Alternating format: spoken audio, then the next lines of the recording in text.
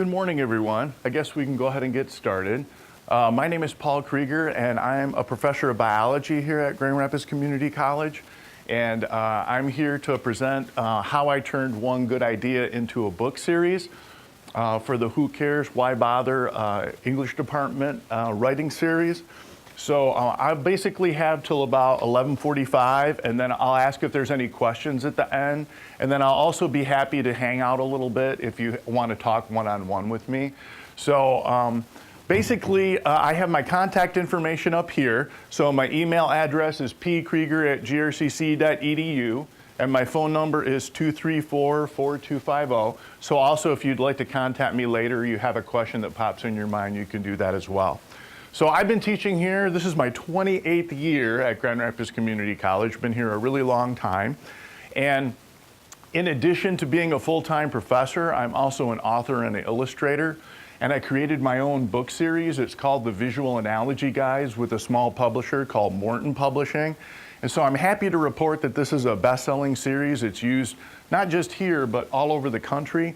So at community colleges from California to Texas to Florida to New York, and even in Canada like Ontario, I basically have my own little enterprise that I created with this book series. So I wanted to share with you the experience of how I went about creating this and the process that you go through, because the process is what people have the most questions about and are interested to know. So let's talk about that one good idea that I had. So it all started with an idea, and that idea actually began with students in my own classroom. So the idea was called this, Visual Analogies. And let me explain to you what I mean by that. That's the title of the book series, so nothing I'm going to say will make a lot of sense if I say visual analogy and you don't know what it means. So let's imagine that you're a student in my lab class, and I teach a lot of anatomy and physiology, so people going into the medical profession will be taking this as a required course. And let's say that we're going in and studying the skeletal system, all right? And when you're studying the skeletal system, one of the things you might look at is a model, and there's a photo of a model that we have in our lab, and that's a model of a thoracic vertebra, so one of the vertebrae from your backbone. And basically, the ones that are called thoracic are the ones that hook up with your ribs, so you have 12 of those. And when you look at it from the back, it looks kind of like this. So here's the visual analogy. I'm taking this thing that students don't know, the thoracic vertebra, and I'm comparing it to something from everyday life, which is what? Like a giraffe head. So in teaching the anatomy, they have to learn all the specific little parts of the bone, not just the name thoracic vertebra, but they have to know this thing. And when I look at this thing, that looks like what? The snout of the giraffe, right? So that's called your spinous process. So when I would teach this, I would say, hey, take a look. Doesn't it look like a giraffe head? Well, see what would be the snout of the giraffe head? That's the spinous process. Oh, see the ears of the giraffe head? That's this structure. See the horns of the giraffe head? That's that structure. So I would basically take something that's unknown, the thoracic vertebra, and superimpose something that's known, the giraffe head, and people can make a connection between it, and it's a lot more meaningful. So this is actually a form of learning, and the type of learning this is called contextualized learning. So you put it in a context and it makes more sense, right? So even though you guys might have never seen that before, you can see the similarity in the structure, and it would help you learn it better. So how did this all begin? This began for me 15 years ago. And 15 years ago, I was sitting in the lab, and I used to just draw out little sketches, and I would draw out that giraffe head like you see here, and I would draw out how it looks like it, and students said, hey, Mr. Krieger, that's really helpful. And then they started kind of halfway joking with me, you know what, you should write a book. And I just kind of initially just brushed it off and said, nah, write a book. Nah, I'm sure there's something out there that already has it. So they actually kept, as we kept doing this, and I did more sketches of different things, a lot of students kept telling me to take it more seriously, and I thought, maybe they're onto something. Maybe I should try writing a book. So the first thing I did was I looked at what's already out there. I looked at textbooks and other books. I said, I'm sure there's somebody who's already published something like this already. That was my first thought. So I thought, let me take a look. So I went around and looked, and the first thing was 15 years ago, I wasn't finding anything. And then that usually, potential authors will tell you, friends of mine who are authors told me, that's a really good sign that you got a good idea, if nothing's out there already. So then I started taking it a little more seriously, and I thought, maybe I should take them up on that suggestion, and maybe I should write a book. So it all started with this idea 15 years ago, but just having the idea isn't enough. Now you got to follow through, and that's the part that really was tough and was really a struggle. But you get why we call it visual analogies now. You can understand why we call it that. So we're comparing things to anatomical structures to things from everyday life. So that's kind of what it's about. So this is the cover of my first book. It's in its 4th edition. So my publisher puts out new editions about every 4 years. So 4 times 4, that's 16. So you can see, again, 15, 16 years ago, even a little longer when I first started making the book. So it's actually been out quite a long time. So these show you some more analogies from different things. These are bones from the skeletal system, and we're comparing them to things like a thumb and a hockey puck and things like that. So the cover kind of explains what the book is about. And so this is one of, again, 4 books in the series. So it all started with this book many, many years ago. And let me show you what books are in the whole series. So the first book that came out was the one you just saw, Visual Analogy Guide to Human Anatomy, and that's roughly 354 pages. So that was the first book that I wrote. That hit the market, and that did really well. And then my publisher encouraged me to think about some other ones, so I later did a second book. Second book in the series, same idea, Visual Analogy Guide, but now it's to human physiology. And if you're not familiar with that, physiology is studying the functions of the body, like how things work. So basically that's the next book. That one was about 368 pages in total. Then the third book was a combination of the first 2. So why do we do it like this? Different schools teach these courses in different ways. So like if you go to a university, they tend to have their anatomy and their physiology courses separate. But when you go to community college, the trend is more to combine them into one course. So now we said, okay, let's combine these 2 books so it fits the community college level better, and we'll make an anatomy and physiology book. So that was my third book, but again, that was mostly already written. It wasn't like a brand new book. It was really a synthesis of number 1 and number 2, and that's my biggest book. That's 594 pages. And then the last one, the 4th one, A Visual Analogy Guide to Chemistry, that just came out in its 2nd edition, and that was about 304 pages. So that's all the books in the series to date, and I am actually considering maybe doing another. So it kind of gives you an idea of what these books are. So I don't have a copy of the book handy with me, but if you're really interested to see something, I have copies in my office you can take a look at. You can also go to like Google Play and see things like that. But basically I did a modular format, and it has text on the left and it has illustrations on the right. And the idea is my book wasn't really a good fit for the academic world because they get really anal and they want to categorize everything in a certain way. So they said, well, what is your book? Is it a textbook? And I said, no, it's not really a textbook. Well, is it a lab manual? No, it's not a lab manual. Well, what is it? Because they only think in terms of rigid categories like that, textbook, lab manual. Well, my book was going to be a little different. It was going to be a combination of several things in one. One of it was the Visual Analogy Guide learning system that you saw. So it was going to teach something in a unique way like I was doing in my classes. Second thing it was going to do is to be kind of more like a workbook where I could have labeling exercises. And I wanted to put all my teaching tips into one place. So mnemonics and other things that I had come to use over the years to help students, I wanted to put it all in one place. So I said, what if I put those visual analogies and the teaching tips and all that stuff in one book? Wouldn't that be pretty powerful? And the other last part of it was to really also make a coloring book. So there's already been anatomy coloring books on the market because people will color code things, and that can also help with learning. So it was kind of like a visual analogy guide learning system, a coloring book, and kind of like a workbook with key summaries all combined into one. And I had a lot of trouble convincing publishers that this was a good idea because, again, it didn't fit into their textbook, lab manual paradigm in their head. It was really kind of difficult to get them to understand what was going on with it. So that's the introduction to the book. So here's the covers of all the books in the series. So this is in its 4th edition now. There's my anatomy book. Here's my physiology book right now. I'm working on that one for the 3rd edition right now. That's the 2nd edition cover. This is the combination anatomy and physiology book. That's in its 3rd edition. And then this is the cover of the chemistry book. That's in its 2nd edition. So those are the covers of all my books. Okay, so let me tell you a little bit about my interests. So obviously, I taught biology because I've always loved biology since I was a little kid.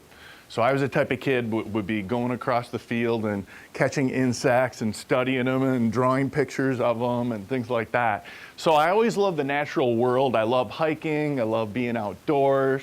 I was really kind of a naturalist as a kid. I liked to hunt and explore things. So biology and science in general really interested me.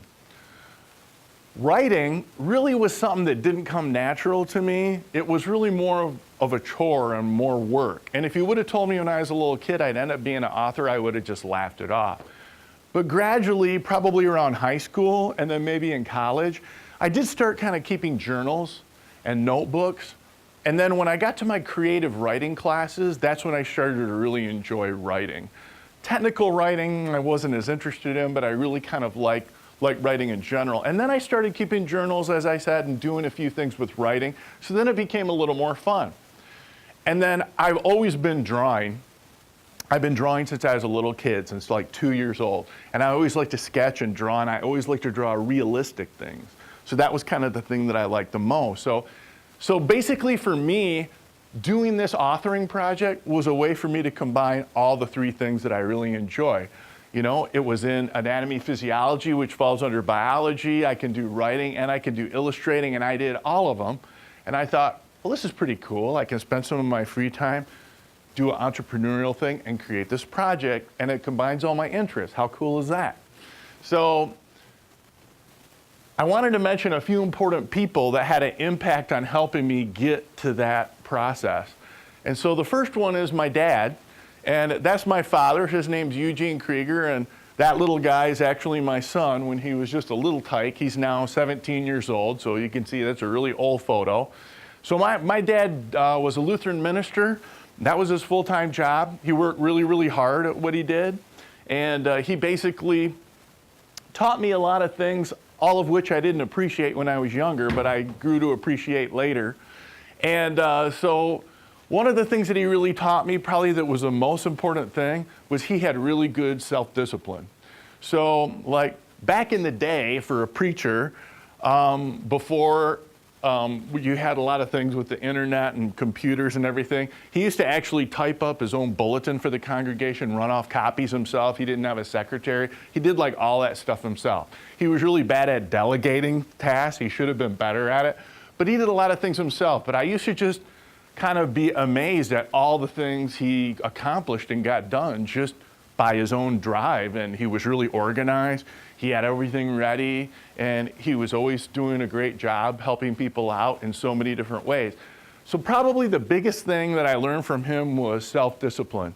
And he's German by background, so he's pretty time and punctual oriented. It was always drilled in me to be on time, and I was an acolyte in church when I was younger, so there was kind of a timeliness and a self-discipline about doing those kind of things. And another thing he did was he was really a stickler for using grammar properly. So he was a grammarian. He would correct me if I had incorrect English or said things wrong. And at the time I thought, oh, that's a pain. But now later I realize it's important to present yourself in an articulate manner, and it's important to say things the right way. You know, if you don't, you can't really even mean what you say. So he taught me a lot of those things, and that really helped me a lot later. And then I was a student here at Grand Rapids when it was called junior college before it became a community college. So I was actually a student here. Then I transferred to University of Michigan where I got my bachelor's degree, go blue. And then after that, I taught overseas for a year in China. So that's a little out of the ordinary thing that I did. I was in Beijing for a year teaching English. And then I came back, I taught high school for a while, and then I did my graduate work at Wayne State University. So bottom line is I was a student here. And when I was a student here in high school, I was a senior, I took my first college class. And it was with this teacher who's now long since retired. His name is Walt Lockwood. And he actually won a teaching award here as an emeritus faculty. He was one of the best professors I ever had. Not only was he an accomplished writer, he had written a novel, and he had also written a screenplay which got produced by HBO. He basically has done a PBS documentary. He's written musicals, he's done poetry. He's really quite an accomplished writer. So he was a lot more than just a professor. But for me, he really cared about his students, and that left a big impression on me. And the thing was, he taught me something really important about writing that I never realized before. The way he ran his class was he taught me the best form of writing is rewriting. You know, in high school, all I did was, well, I'm going to turn in a paper, and I turn it in, and that's it. But what he did was he said, we're going to do a first draft, and then he took it home and corrected it, made comment. Then we're going to do a second draft. He took it home, corrected it, made comment. Third draft, and I thought, wow, it's draft after draft after draft. But I realized right away that what was important about that was you never get it right the first time. And I think people who get writer's block or get too anxious about things often are worried so much about getting it perfect the first time. But he said, don't worry about that, just write. And that was the message. And I thought, yeah, you can always correct it later and edit it later. So I learned that from him. And he really put a lot of time and effort in making comments. And we would peer critique each other like some of you might do in your own English classes. But from him, I learned writing is a process. It's not something you do and get right perfect the first time. It's something that just takes effort. And so you shouldn't avoid that and should just accept that about writing. So he was a great guy. He really helped me a lot, and so did my dad. So as I was becoming a professor, I was joining different professional organizations. One of the things that really helped me, and this is something that you can help you for whatever career you want to go into, finding a mentor. If you want to do something, it doesn't matter if it's authoring or anything, best thing you can do, find somebody who's done it and ask them out to lunch. Now you might laugh at that. They might not even know you. You would be surprised. People who take a lot of pride in what they do are more than happy to talk about what they do.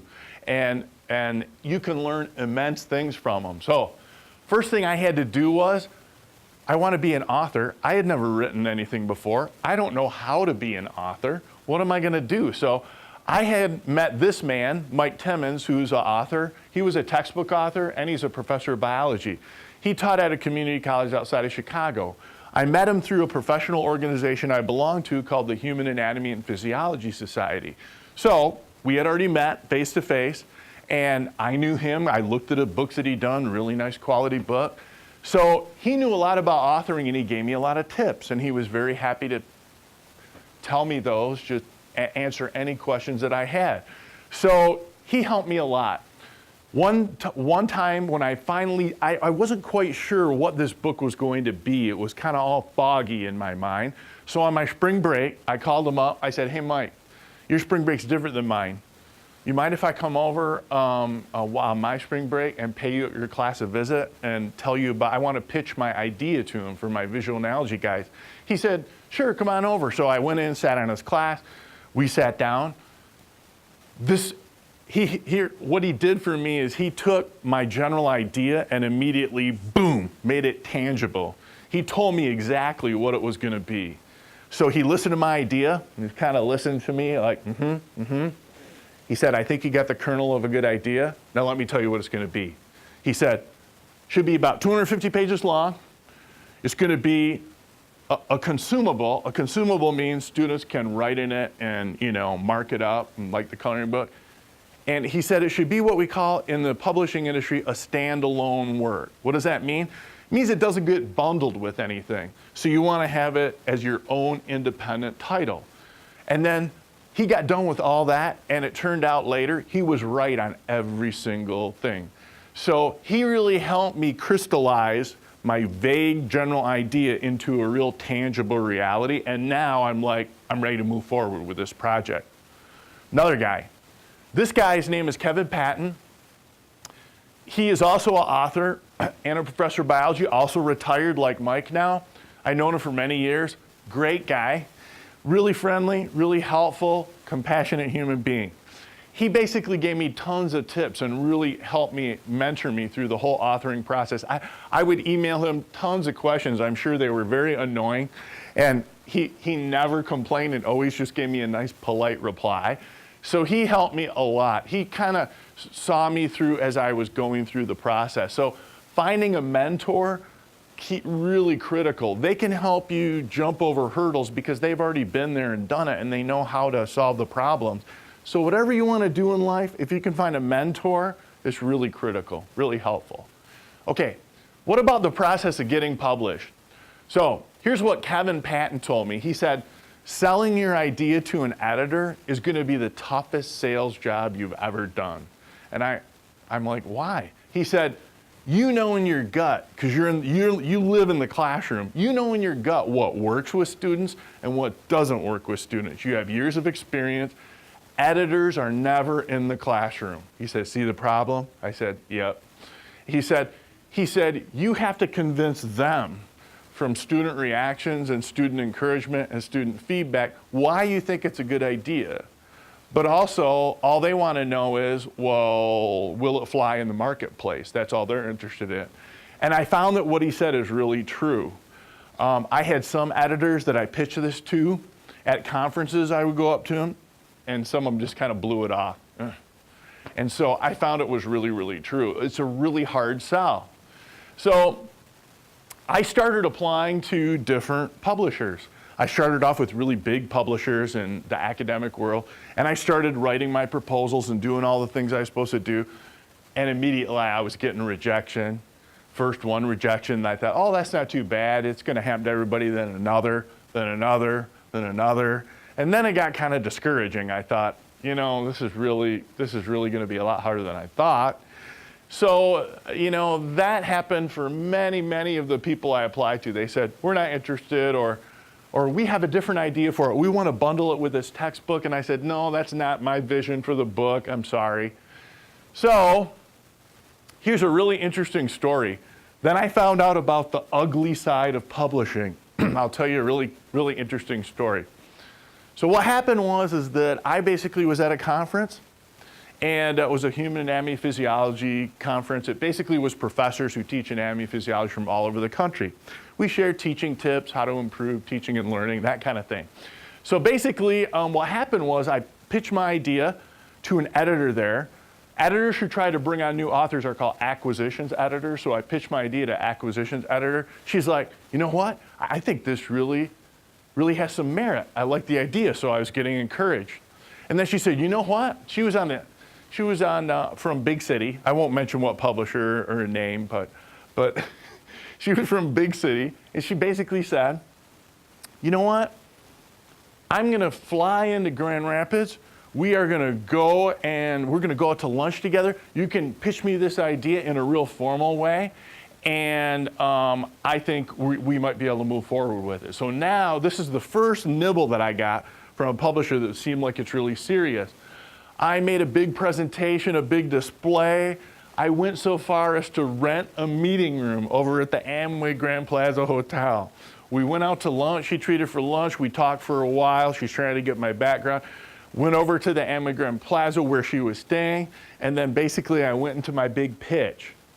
And guess what she said at the end of that? That's what she said. She said, we want to sign you. We love this idea. We want to sign you. And I thought, oh, fantastic. I've gone through all these rejections. Finally, I'm going to get signed. Turned out it wasn't true.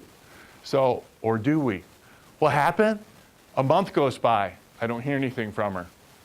Another month goes by. I don't hear anything from her. I thought, ooh, what's going on? So I talked to some people later in something I'll talk about in a moment. I talked to some people who knew the industry of publishing. I said, what's going on with this? I said, I don't understand. And a lawyer told me, you need to give her a deadline. He said, tell her, respond to me yes or no by this date, because I got to have a firm answer. So I did that. Guess what happened? That date passed, she never even replied. I was shocked. I'm like, so then I asked the people in the industry and like the lawyer, I said, why would they do that? I mean, I'm green, I'm naive, I don't know what's going on. Well, why would they even do it? Why don't they just say, if they don't like it, I don't like it. I said, I got plenty of rejection letters already. They said, publishing industry can be really brutal and competitive and cutthroat. And they said, they might delay it if they don't want to sign it, just to prevent another publisher from signing it during their publishing cycle. And I went, whoa, that does sound pretty mean. I said, so then I started to realize this is a business and I got to learn more about the business. So that's what happened. So basically I got all these rejections. I got an offer that said, hey, you know what? We really might like to sign you, and then we didn't. So it became really, really clear to me that this was going to be a whole lot harder than I thought. So I thought, wow, getting something published is really, really time consuming. So then I thought about something that was happening in my department. We had a small publisher that I was familiar with called Morton Publishing, and they are in Colorado. They're right outside of Colorado, outside of Denver, in a suburb called Englewood. So we were using some of their materials, and so I realized, hey, I might be a good fit. So I started thinking, maybe those big publishers are not a good fit. Maybe I need to go to a smaller publisher that is a good fit. Because, for example, there's a botany lab manual, and here's a zoology lab manual, and in our department, we were already using those. And what I liked about them was they were really well done. They were not expensive, so they weren't ripping off students. So they had competitive prices. They were a quality publication, so I thought, why don't I pitch my idea to them? I never thought of that before. So that's what I did. When I pitched it to them, it was totally different experience. They immediately saw the utility of it. Even though it didn't fit into a textbook lab manual, they said, we do stuff like this. We can make it low cost, and we can make it effective. Let's do this. And before I know it, they're getting ready to sign me to a contract. So basically, I ended up being able to sign with Morton Publishing. But prior to doing that, I had to learn about writing the book proposal. So when you write a book proposal, the first thing you have to do is realize that every publisher is different. So one publisher has one template that you want to follow. Another publisher has a different template. Usually those templates are on their website, so you can go over to the website, find it. They'll say, any authors, prospective authors who are interested in applying with us, look here, and you can go to their website and look at it. So I did that, and I had a lot of rejections from different things, but Morton had their own too, so I followed Morton's guidelines. And then you do need to do your homework because you need to learn a little bit about the company so you can talk about the company if they reference it. And then, of course, you need to have good writing skills just to complete that proposal for that publisher. But this went really well with Morton. And so another thing that I did that was really, really helpful was I joined another professional organization, and that was called Textbook and Academic Authors. And some of my mentors, like Mike and like Kevin, actually encouraged me to join this organization. So I said, okay, great. So what did I learn from them? First thing I learned from them was, well, the business end of publishing. I learned that this is a business, it can be a brutal business, and I gotta be able to protect myself. So I talked to other people who had already done things like negotiated contracts and things like that. So another thing that I was able to do is to meet intellectual property attorneys. So there are lawyers who specialize in intellectual property, right? If you have an invention, you want to patent it, they would do things like that. You're a novelist, they would help you with things like that. And in my case, academic author. So basically, I met these intellectual property attorneys, and they were able to clue me in on what I needed to do to protect myself, okay? The other thing I was able to do was to meet other authors in different fields. So in this organization, we'd have authors from all different backgrounds, from, history and other departments, and you'd be able to meet them, which is really helpful because everybody's dealing with a lot of the same issues, even if they're not in your field. The other thing you're able to do is meet auditors. So believe it or not, there are people who specialize in auditing, usually with a CPA background, whose full-time job can be auditing people's records. So, for example, when a publisher pays you a royalty, how do you know if what they're giving you is your fair cut? You're kind of blindly trusting them. You really don't know, because all the sales figures and everything go to them. The only way you ever have of really protecting yourself is having an auditor go over it. And I actually used an auditor to help me out with Morton, and I was really happy to report that everything was great. They were treating me properly, and they didn't find any errors in the accounting. The other thing is, by attending workshops, I'm going to go to one of their conferences in June, and it's going to be in Philadelphia, and they have workshops and conferences on improving your writing. So all of those were really, really helpful by joining that professional organization. So, getting a contract. I finally got my contract from Morton Publishing. I thought, this is fantastic, this is fabulous, I'm in the clear. And you're so excited when you get that contract that the temptation is to just sign on the dotted line and be done with it. And a lot of authors do that, and that's a huge mistake because you don't want to sign your life away. Usually when they give you they call it their boilerplate contract, it basically is about 80% in favor of the publisher and about 20% your advantage. And so this means that you got an opportunity to negotiate, and when you negotiate, your goal is to get it as close to a 50-50 split as you can. So that's what you have to do. So don't be too excited. If you do finally get that contract, realize that you don't have to sign. They'll usually use a line like, this is our standard contract for all our authors. That's when you stand back and say, I realize that, but please understand, I'd like to clarify a few things, meaning you want to negotiate, and that's what I did. So what I did for negotiating my contract was, I actually hired a lawyer to do it. I paid a flat fee. And now looking back many years later, it was the smartest move I ever made. It seemed like a lot of money at the time, but I used that as a little investment to help me out. So I basically saw the negotiation. It happened via email, and I was being carbon copied on all the correspondence. So I knew what was going on between my lawyer and between the editor over at Morton. And what I did was I learned how to negotiate by seeing that process. And one of the things I learned is you got to be really professional. So my lawyer would always say please and always say thank you. Could you please consider this? Thank you very much for your consideration. And basically, he kind of chipped away at key things, and my editor would kind of start to compromise a little bit on some of the issues. And it's really important to keep your cool and do professional business correspondence.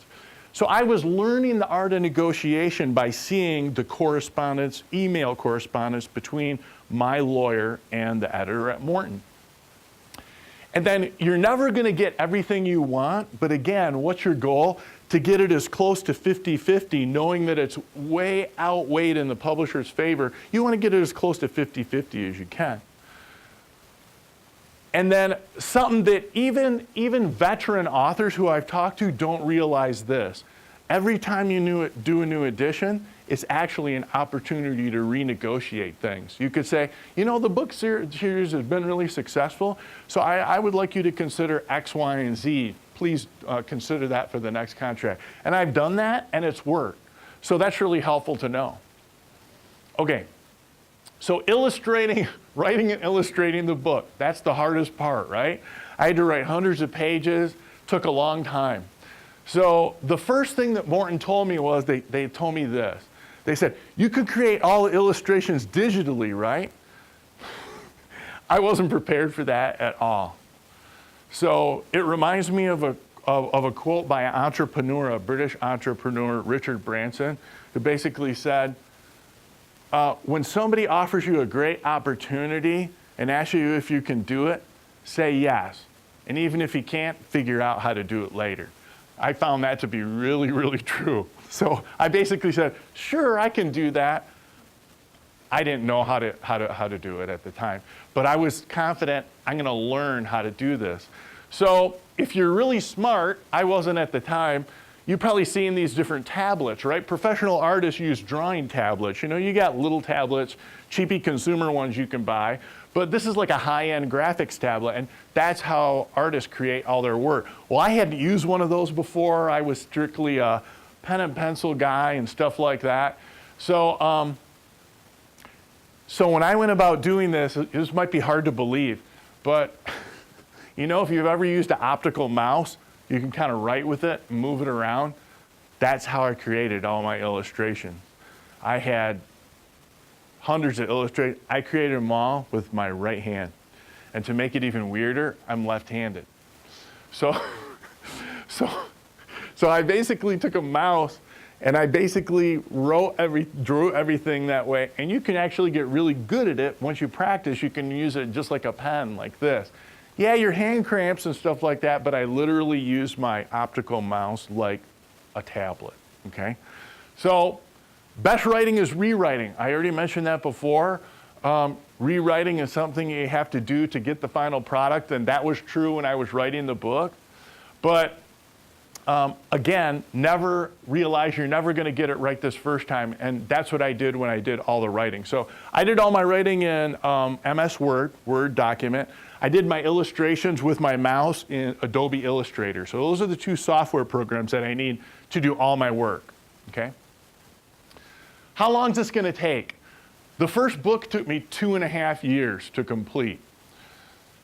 So it was a daunting task. So, you know, when I did this, I had a young son. He was like 2. I had a family. I had a full-time job. Where am I going to find the time? So this is weekends. This is nights. This is, oh, I might not be teaching this summer. Now I'm going to do this full-time. So that's kind of how it worked. And I did it that way for 2.5 years.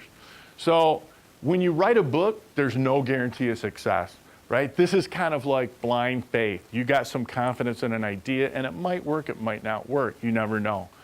Only about 17% of first editions ever make it to a second edition. So the odds are basically against you when you're doing this.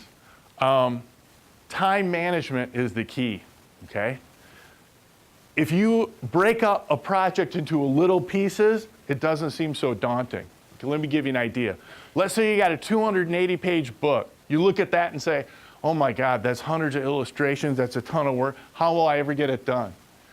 If you look at it month by month, week by week, and day by day, it's not so daunting. Let's think about it. If I did 3 pages a week, that was my goal when I did the first book, 3 pages a week. Let's see, how many is that per month? 4 weeks in a month, 4 times 3 is 12. Okay, so I get 12 pages done a month. That's not very much. But how many will I have done in a year? 12 times 12, that's 144 pages. Well, now you look like you're making progress. Double that. 2 years later, you got a 280-page book. That's how I achieved my goal. It seems very doable. If you're self-disciplined and you can set yourself a schedule, anything's possible. That's what I did. I said, my goal is 3 pages a week. By the end of the week, I got to complete those 3 pages. And it was illustration pages and written pages. And that's how I did it. And so, again, that was my goal. It took me 2.5 years to do it. So I'm happy to report that after doing the first book, it went really well, as I said, and then that continued books on in the series. So I'm still learning in the process. The learning never stops. I'm still learning new software. Even though it's 15 years later, I'm working on new editions. But that's kind of the fun of it and the challenge of it. So that basically gives you a nice little background in how I became an author and how I did my illustrations. And so again, the process is probably the most interesting part. So now, if you have any questions, I'd be happy to take them. Any questions at all? Okay, well, if you do, you have my contact information, and I also have business cards here if you want to talk to me one-on-one afterwards. So thanks very much for your attention, and have a good afternoon, everybody.